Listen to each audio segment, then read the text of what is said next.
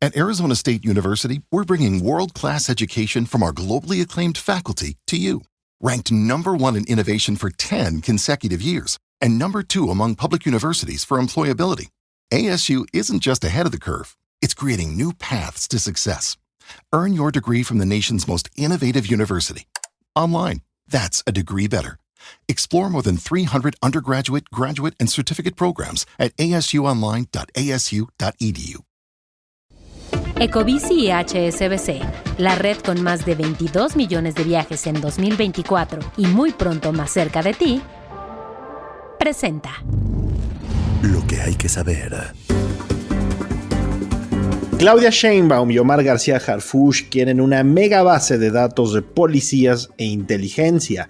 También las exportaciones mexicanas ganan terreno en Asia y Estados Unidos alista aranceles de 25% a los automóviles. Es miércoles 19 de febrero, yo soy Gonzalo Soto y esto es Expansión Daily. Esto es Expansión Daily. Lo que hay que saber. Lo importante del día con los editores de Expansión. Expansión Daily. Lo que hay que saber. Bienvenidos. Bienvenidos y bienvenidas a un episodio más de Expansión Daily. Activen las notificaciones de este podcast para que estén muy bien informados. Hoy está conmigo Antonio Baranda, coordinador de Expansión Política. Muy buenos días, Toño, ¿cómo estás? Muy bien, Gonzalo, pues con muchísimas noticias otra vez con Donald Trump amagando con aranceles, ya lo platicaremos. Y pues mucha información política como siempre, pero información variadita tenemos para esta mañana, Gonzalo. Hay para repartir, ahora sí, como dirían en mi colonia, pero arrancamos si quieres con esta sobre, ya lo mencionábamos en la entrada, Claudia Sheinbaum y Omar García Harfuch están buscando realizar o crear una base de datos gigantesca de policías, de inteligencia.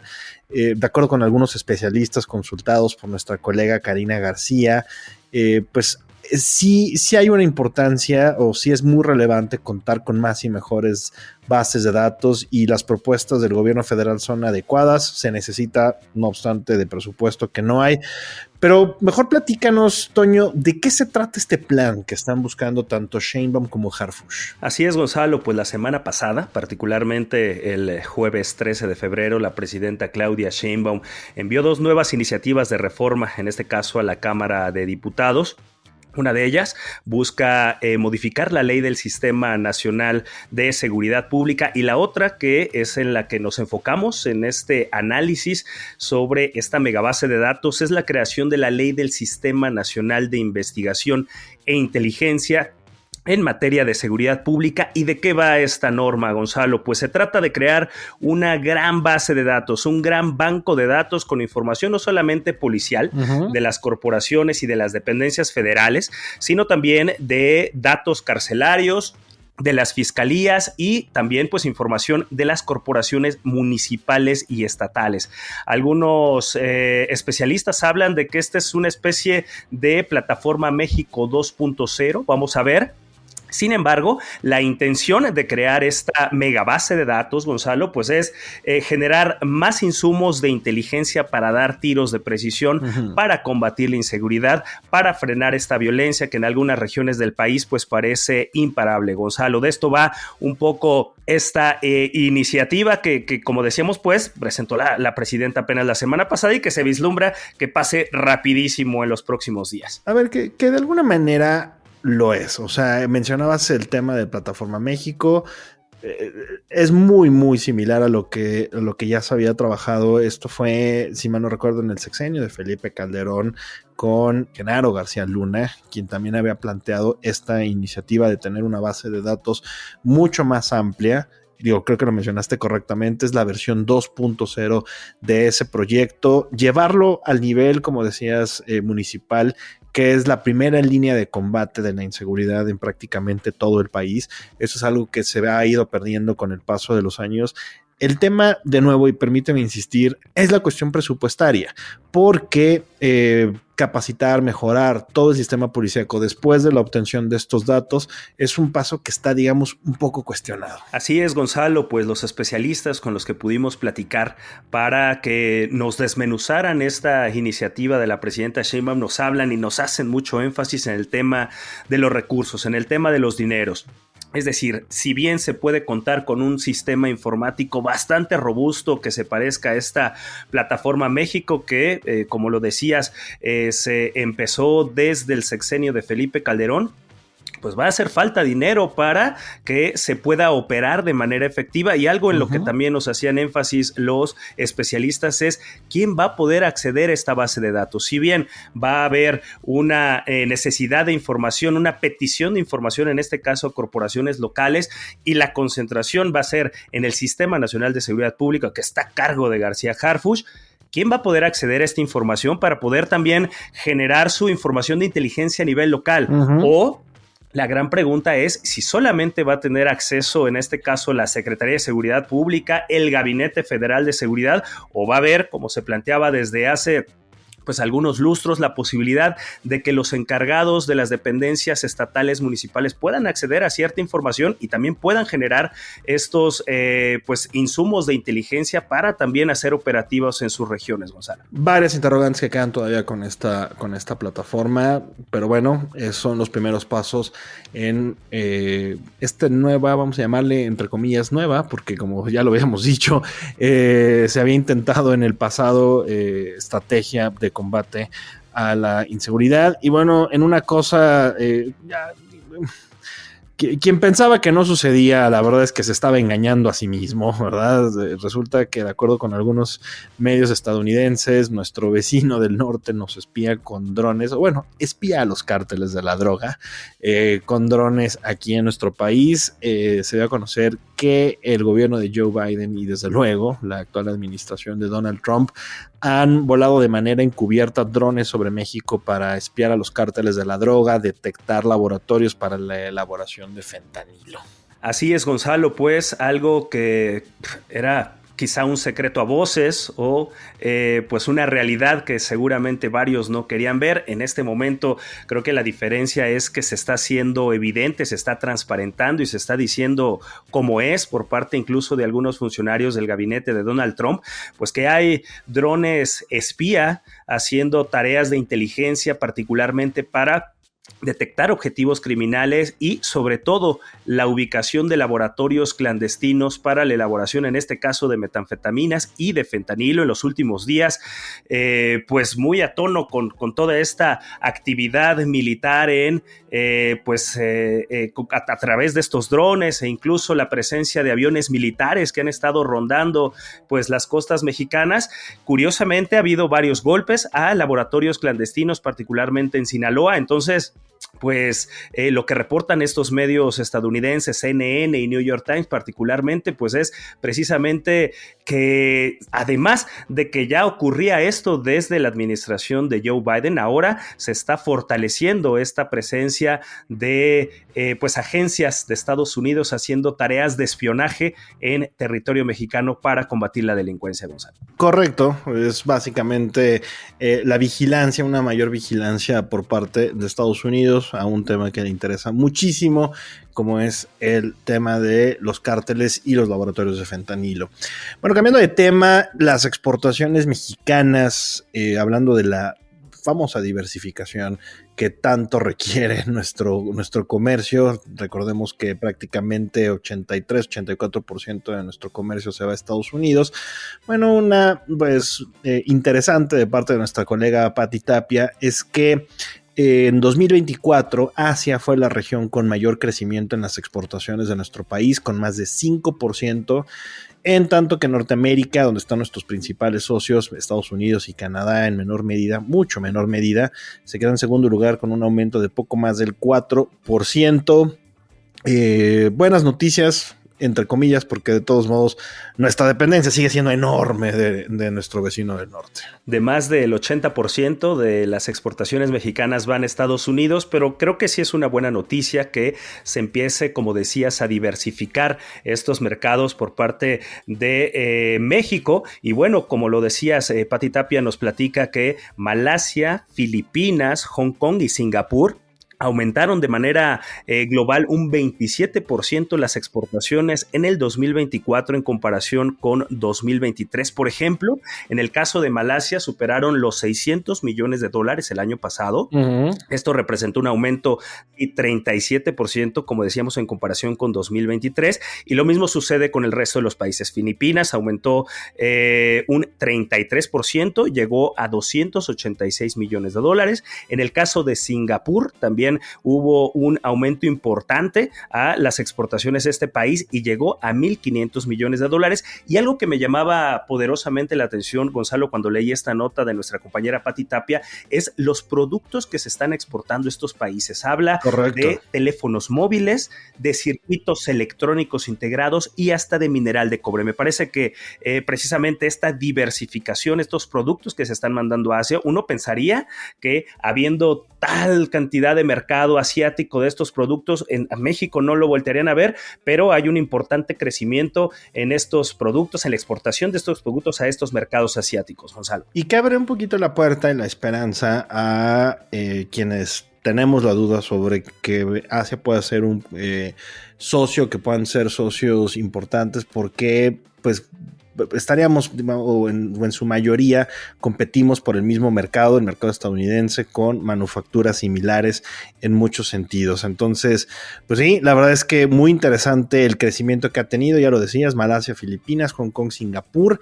estos 4 países que de verdad han sostenido, sostuvieron por lo menos el año pasado este crecimiento tan relevante en materia de diversificación. Y es importante que lo haga México porque nuevamente el tema arancelario dio nota ayer. Estados Unidos dijo que alista ya aranceles de 25% a los vehículos. Trump afirmó que dará más detalles por allá de abril, ¿verdad? Mientras tanto, pues que siga la incertidumbre. La industria nacional de autopartes calcula que esto podría encarecer hasta en $3,000 los autos importados y afectaría desde luego la industria en Estados Unidos. Un tema también muy delicado con el que seguimos, Toño. Incertidumbre y nerviosismo en los mercados, lo que ha causado esta noticia, este anuncio del presidente Trump, de nueva cuenta 25% en este caso a los automóviles. Uh-huh. Y bueno, lo publicábamos el día de ayer.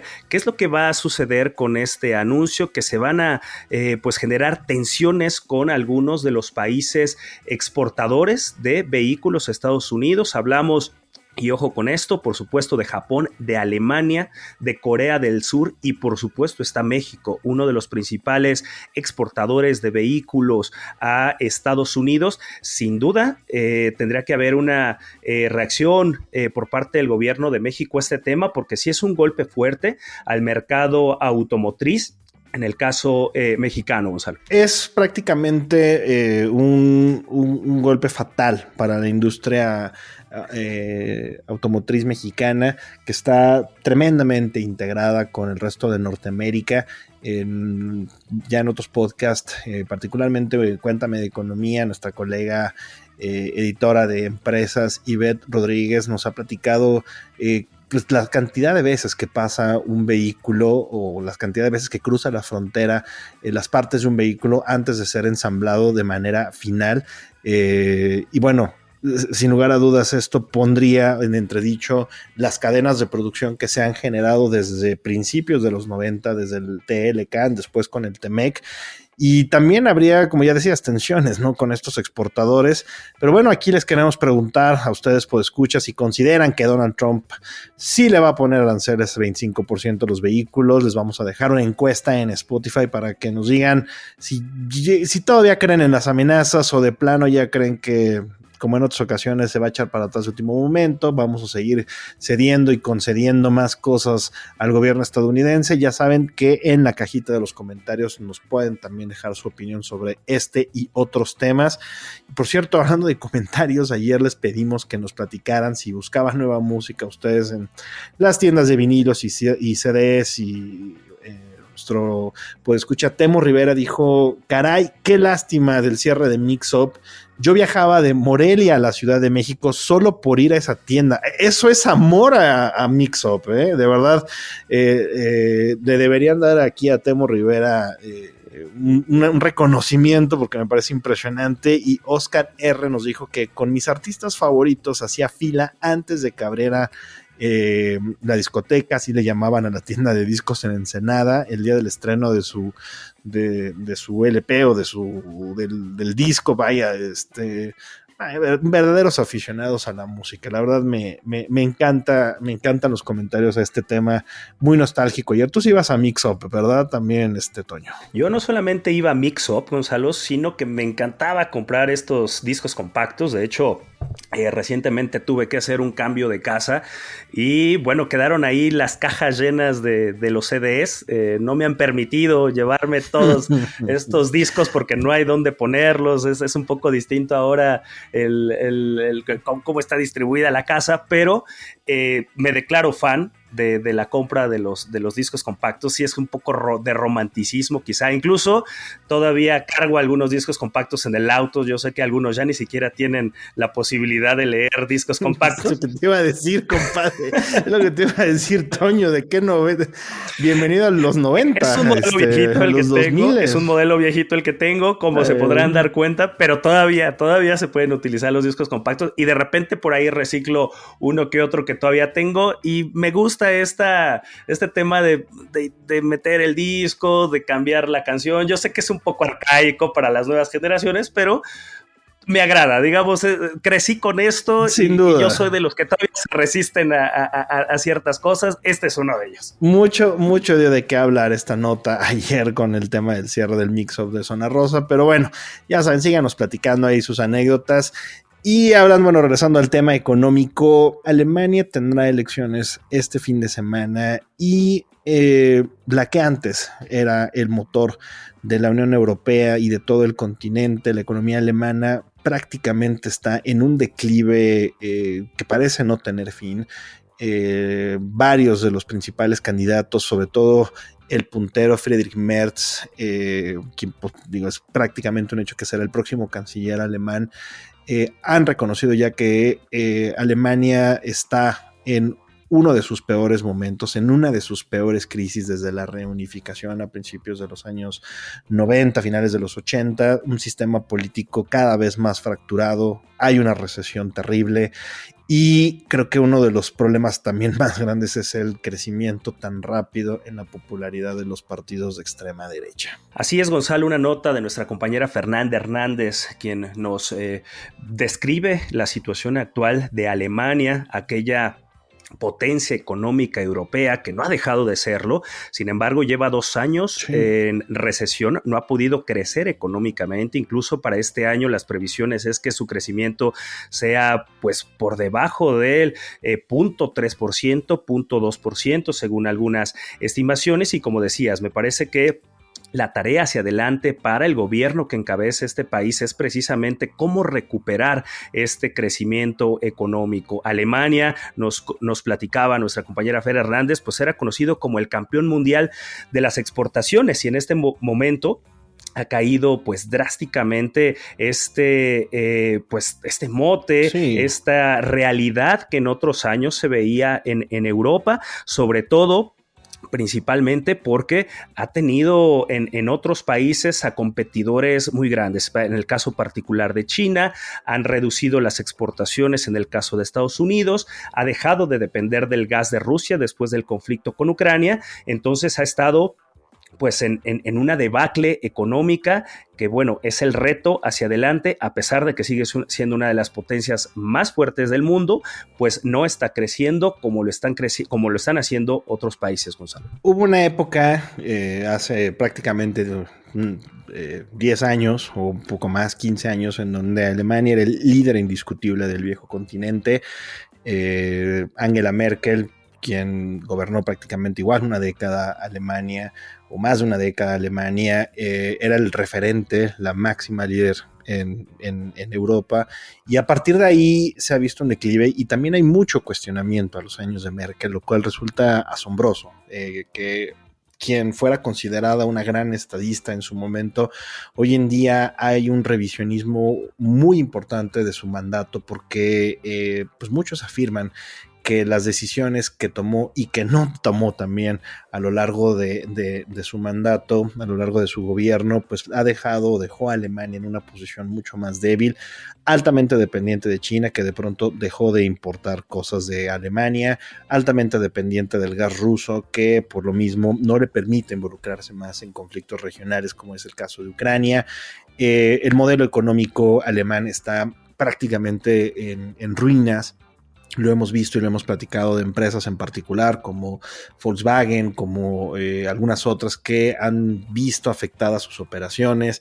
Es decir, sí estamos viendo una época muy compleja para esta nueva Alemania. Y bueno, Jens Oliver Niklas del banco LBBW dijo que todo hace pensar que 2025 será el tercer año consecutivo de recesión económica en Alemania. El Banco Central Alemán ya recortó desde diciembre la proyección de crecimiento para este año. Es decir, será muy, muy complejo, y eso de nuevo deja sin un liderazgo importante a Europa frente a el surgimiento, insisto, de la extrema derecha, y además también ante un Donald Trump que está desatado también por allá, por el viejo continente. Pero bueno, vámonos con la última nota del día, una pues bastante interesante en materia tech. Aunque a veces parezca, no todo está perdido. Y bueno, mi querido Toño, Meta, la empresa de Mark Zuckerberg, construye un cable submarino, el cable submarino más largo del mundo. Es un proyecto que busca garantizar que los beneficios de la inteligencia artificial y otras tecnologías emergentes estén disponibles para todos. Pues ojalá si nos llegue a todos estos rincones. Pues yo me imaginaría que sí, Gonzalo. Están hablando de 50,000 kilómetros. Quiero pensar que va a abarcar parte de nuestro territorio. Solamente para dimensionar, la circunferencia de la Tierra es de aproximadamente 40,000 kilómetros. En este caso estamos hablando de 50,000 kilómetros, 10,000 kilómetros más de este cable submarino que va a recorrer los 5 continentes. Y como decías, pues la intención es no solamente potenciar el crecimiento de la inteligencia artificial, sino también pues dar facilidades de conexión a distintos países, que esto funcione como una verdadera autopista digital alrededor del mundo. Uh-huh. Y bueno, se prevé que con esta posibilidad de este proyecto que se llama Waterworld, pues haya un mayor crecimiento, por ejemplo, de las transmisiones vía celular, de las experiencias en video, incluso de las transacciones en línea. Sí, la verdad es que es un proyecto muy interesante, muy importante en estos momentos en que la inteligencia artificial, pues ya lo hemos platicado también, ocupa cada vez más funciones en nuestra vida diaria. Y bueno, mi querido Toño, ya con esto llegamos al cierre de nuestro episodio de miércoles. Muchas gracias por habernos acompañado. Al contrario, Gonzalo, yo pensé que íbamos a terminar con el gol de Santiago Jiménez el día de ayer, pero bueno, ya lo dejaremos para la próxima ocasión, Gonzalo. Querido, yo no pensaba tocar el tema del Milan porque a nuestro jefe de información me dijo explícitamente, por el amor de Dios, no hables de la derrota de mi equipo, pero bueno, tienes razón, la buena dentro de la mala del Milan es que anotó Santi Jiménez. El problema fue que de todos modos echaron al Milan, el viejo equipo de Jiménez, el Feyenoord. Entonces, Beto, yo no tuve la culpa. Y ahora sí, nos vemos. Muchas gracias por habernos escuchado. Toda la información, ya saben, de estos y otros temas están disponibles en expansión.mx y leemos sus comentarios en las redes sociales de Expansión, todas @expansiónmx. Nos escuchamos mañana.